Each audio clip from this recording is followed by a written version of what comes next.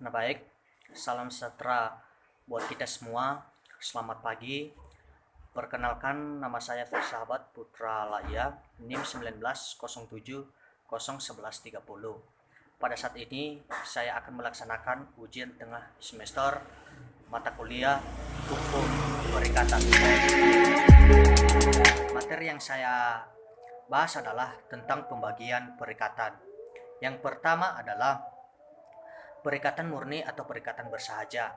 Yang dimaksud dengan perikatan murni atau bersahaja adalah perikatan apabila masing-masing pihak hanya satu orang dan sesuatu yang dapat dituntut hanya berupa satu hal prestasi. Perikatan ini dilakukan seketika saja. Misalnya ketika di pasar terjadi suatu perikatan. Yang kedua, perikatan bersyarat.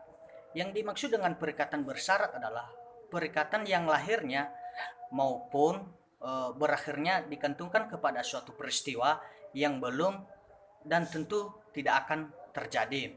Pada perikatan bersyarat ini dapat dibagi menjadi dua bagian, yaitu syarat tangguh dan syarat batal.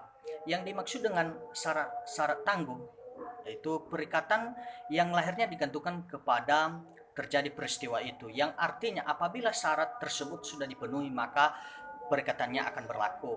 Contohnya, seorang A akan berjanji kepada si B ketika dia lulus akan memberikan mobilnya kepada si B. Yang kedua, syarat batal. Yang dimaksud dengan syarat batal adalah suatu perikatan yang sudah ada yang berakhirnya digantungkan kepada peristiwa itu, yang artinya apabila syarat tersebut dipenuhi maka perikatannya akan menjadi putus dan batal. Contoh, seorang A akan menyewakan rumahnya kepada si B asal tidak dipakai untuk gudang. Jika B menggunakan rumah tersebut untuk gudang, maka syarat telah terpenuhi dan perikatan menjadi putus dan batal, dan pemulihan dan keadaan semula seperti tidak pernah terjadi perikatan.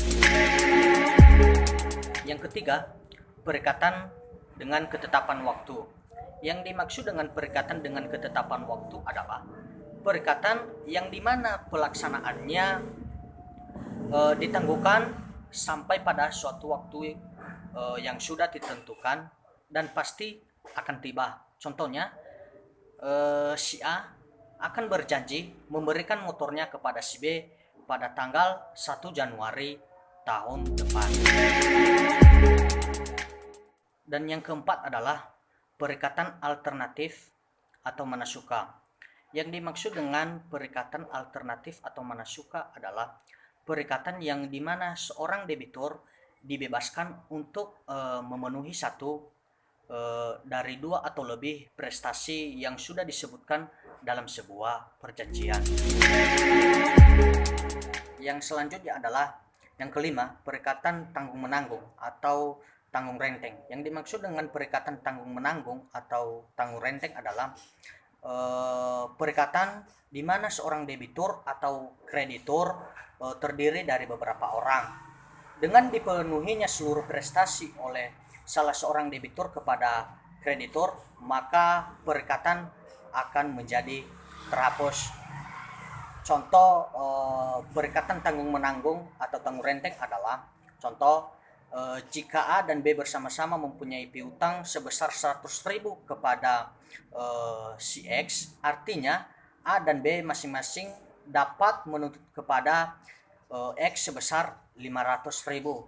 Atau sebaliknya, X dan Y berutang kepada si A sehingga A dapat menuntut kepada X dan Y masing-masing setengah bagian dari hutang tersebut.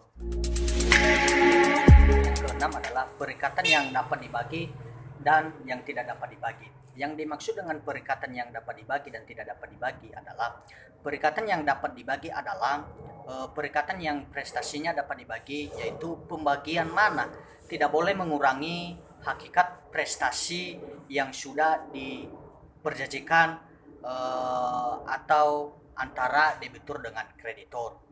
Sementara perikatan yang tidak dapat dibagi adalah sifat barangnya, yaitu adalah kalau yang dapat dibagi adalah beras, sementara yang tidak dapat dibagi adalah kuda. Itu maksudnya dalam suatu perikatan. Ini adalah yang ketujuh, perikatan dengan ancaman hukuman.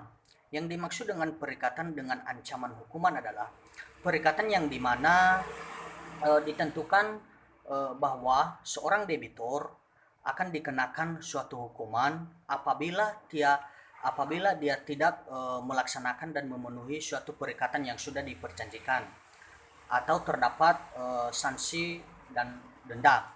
Tujuan adanya diberikan sanksi atau denda yang pertama adalah menjadi pendorong bagi si berutang supaya memenuhi kewajibannya. Yang kedua adalah untuk memberikan pembuktian tentang jumlahnya atau besarnya kerugian yang diderita oleh kreditur. Selanjutnya yang kedelapan yaitu perikatan generik dan perikatan spesifik.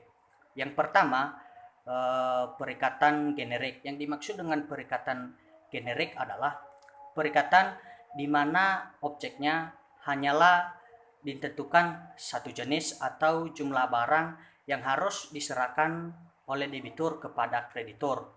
Misalnya penyerahan beras sebanyak 10 kg.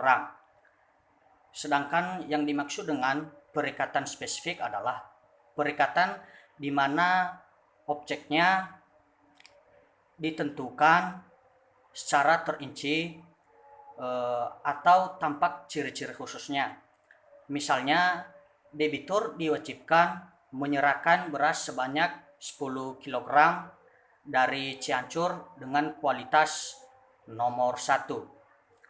Selanjutnya yang terakhir, yang kesembilan, perikatan perdata dan perikatan alami. Yang dimaksud dengan perikatan perdata adalah perikatan di mana pemenuhan hutangnya dapat dituntut pelaksanaannya di muka pengadilan. Sedangkan yang dimaksud dengan perikatan alami adalah perikatan di mana pemenuhan hutangnya tidak dapat dituntut pelaksanaannya di muka pengadilan. Contoh, utang yang timbul dari perjudian atau pembayaran bunga yang tidak diperjanjikan.